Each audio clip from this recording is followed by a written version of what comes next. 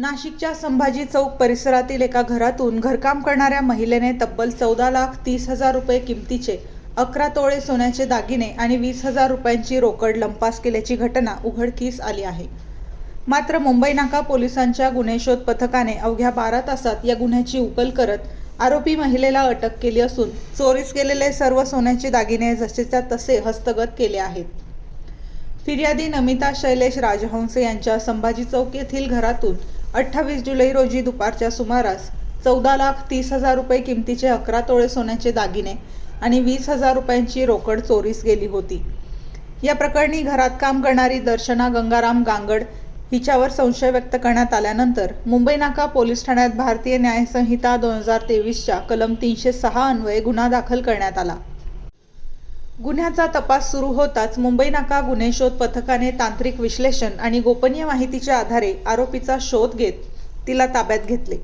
महिला पोलीस कर्मचाऱ्यांनी विश्वासात घेऊन केलेल्या चौकशीत आरोपीने चोरीची कबुली दिली. त्यानंतर तिच्याकडून चोरीस गेलेले 14,30,000 रुपये किमतीचे सर्व सोन्याचे दागिने जसेच्या तसे जप्त करण्यात पोलिसांना यश आले.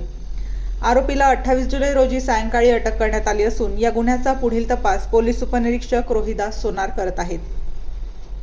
सदरची उल्लेखनीय कामगिरी पोलीस आयुक्त नाशिक शहर संदीप कर्णिक, पोलीस उपायुक्त मोनिका राऊत, सहाय्यक पोलीस आयुक्त प्रमोद वाघ यांच्या मार्गदर्शनाखाली मुंबई नाका पोलीस स्टेशनचे वरिष्ठ पोलीस निरीक्षक श्रीनिवास देशमुख, पोलीस निरीक्षक पंडित पवार, सहाय्यक पोलीस निरीक्षक सुधीर पाटील यांच्या नेतृत्वाखाली गुन्हे शोध पथकाचे प्रभारी अधिकारी पोलीस उपनिरीक्षक मुस्तफा शेख, श्रेणी पोलीस उपनिरीक्षक रोहिदास सोनार, सहाय्यक पोलीस उपनिरीक्षक प्रदीप कडाळे, सहाय्यक पोलीस उपनिरीक्षक देविदास गाढवे, पोलीस अंमलदार समीर शेख, राजेंद्र नाकोडे, नवनाथ उगले, अमित तिडके, योगेश अपसुंदे, आकाश सोनवणे, गणेश बोरनारे, विशाल पाठक, दीपक जगदाळे, चिदानंद बोरसे, जुबेर सय्यद, श्रीकांत करपे तसेच महिला पोलीस अंमलदार दीपाली देशमुख, आम्रपाली पगारे, मोहिनी चव्हाण यांनी केली आहे.